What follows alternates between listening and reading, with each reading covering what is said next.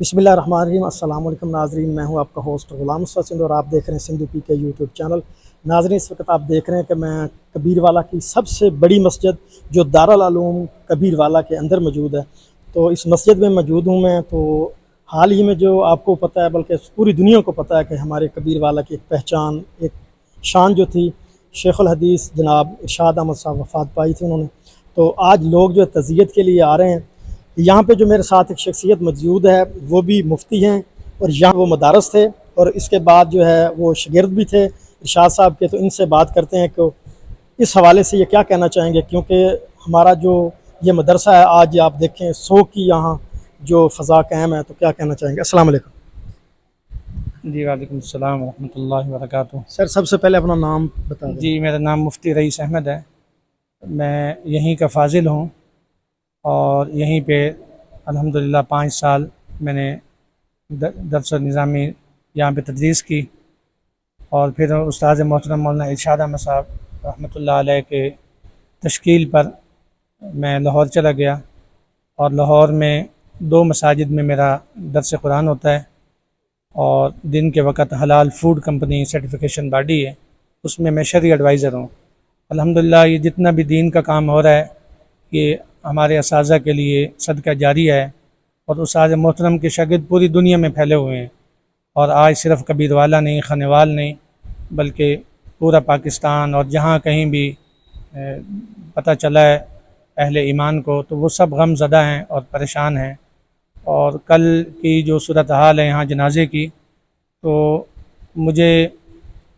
یہاں پہلی صف تک آنے کے لیے، جہاں ایمبولینس کے اندر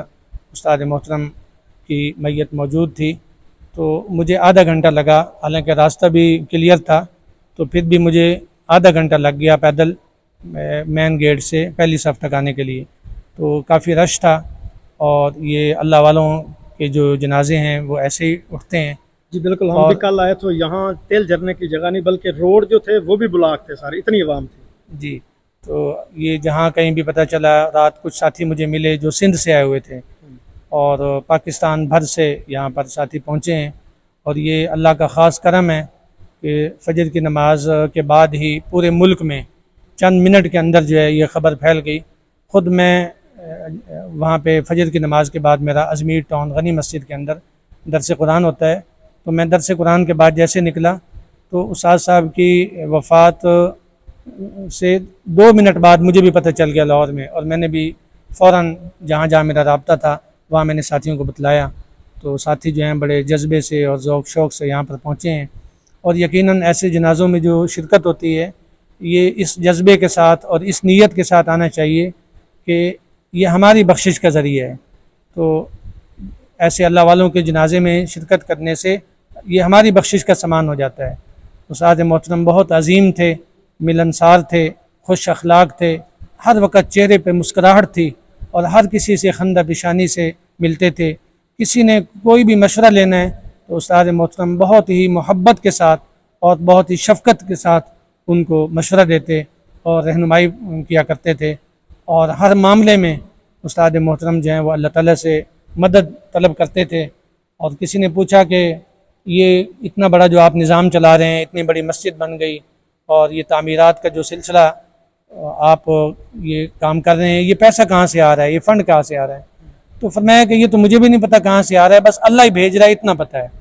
مجھے، صرف اتنا پتہ ہے کہ یہ اللہ بھیج رہا ہے، اور باقی کہاں سے کیسے آ رہا ہے تو وہ اللہ تعالیٰ کی نصرت ہے، یہ اللہ تعالیٰ کی مدد ہے۔ تو اللہ پاک نے مولانا ارشاد احمد صاحب سے بہت ہی دین کا کام لیا، اور ان کے جو شاگرد ہیں، پھر ان کے آگے شاگرد ہیں، یہ سارا جو ایک خیر کا سلسلہ جاری ہے، یہ اللہ کا خاص انعام ہے۔ آج مولانا طارق جمیل صاحب بھی یہاں 11 بجے تشریف لائے، کوئی 1.25 گھنٹہ سے زائد انہوں نے یہاں پر گفتگو فرمائی، اور انہوں نے بھی فرمایا کہ میں تو یہاں پہلی مرتبہ اس نئی مسجد میں آیا ہوں، یہ تو بالکل ہی منظر نقشہ ہی بدلا ہوا ہے۔ اور فرمایا کہ دیکھو، ظاہری طور پر مولانا ارشاد احمد صاحب رحمۃ اللہ علیہ وہ بالکل ایک درویش صفت انسان تھے، اور کوئی چمک دمک نہیں تھی، ان کو کوئی شہرت پسند نہیں تھے، وہ گمنامی کو پسند کرتے تھے، لیکن اللہ تعالیٰ کا ان پر خاص انعام ہے کہ وہ کتنا بڑا تحفہ دے کر گئے ہیں، اور انہوں نے دعا دی، اور اپنے بیان میں بلکہ فرمایا کہ میں ان کی اس ساری خدمات کو سلام پیش کرتا ہوں،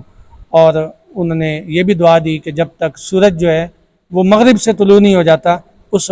وقت تک حضرت کا یہ ادارہ جو ہے وہ قائم اور دائم رہے تا قیامت، ان کے لیے صدقہ جاریہ رہے۔ اللہ تبارک و تعالی ان کی ہماری بھی دعا ہے کہ استاد محترم کی ساری کاوشوں کو خدمات کو قبول فرمائے۔ 9 مئی کو میرے والد صاحب کا انتقال ہوا تو استاد محترم خانوال میں مدرسہ عربیہ جامع صدیقیہ فرید آباد خانوال میں یہ 53 سال سے یہ ادارہ قائم ہے۔ تو مولانا ارشاد احمد صاحب سے میں نے درخواست کی کہ تھوڑا سا آپ گفتگو فرما دیں، تو حضرت نے ایک بات تو یہ فرمائی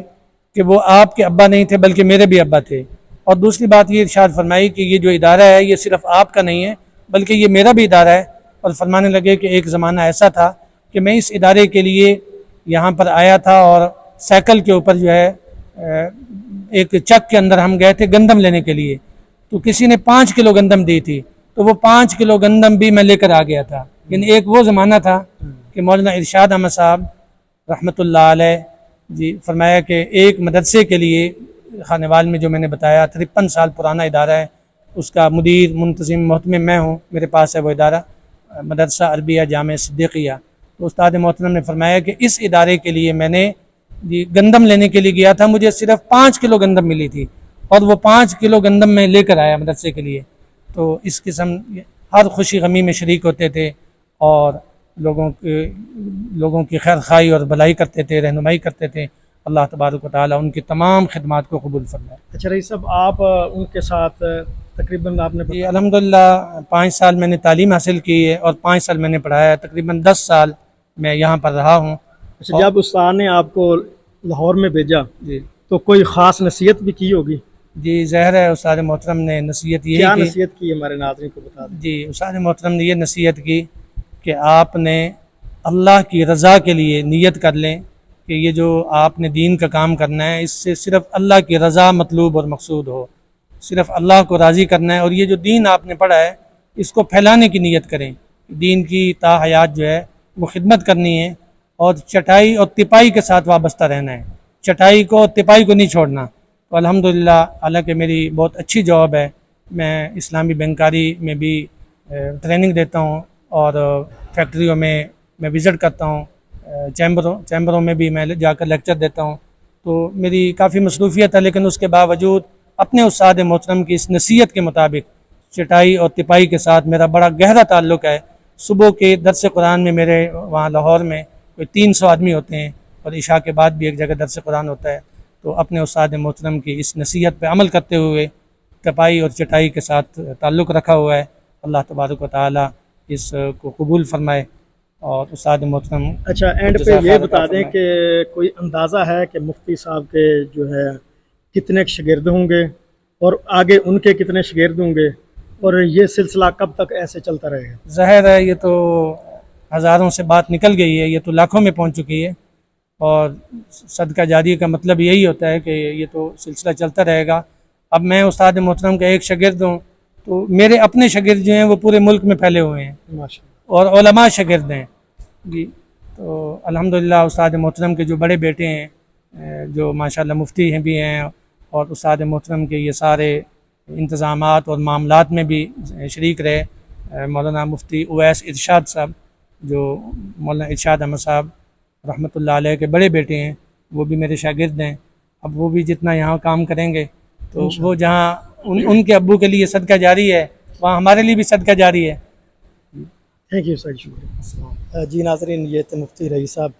جو اپنے خیالات کا اظہار کر رہے تھے کہ ارشاد احمد صاحب کیسے تھے، اور یہ ان کے شاگرد بھی رہے ہیں، اور ان کی جو تعلیمات تھیں ان کی وہ آگے پہنچا رہے تھے۔ تو میں امید کرتا ہوں اسی کے ساتھ کہ آپ کو یہ ویڈیو جو ہے پسند آئی ہوگی، تو کمنٹ کر کے اپنی رائے کا اظہار ضرور کرنا ہے۔ ملتے ہیں نیکسٹ ویڈیو میں۔ اللہ حافظ۔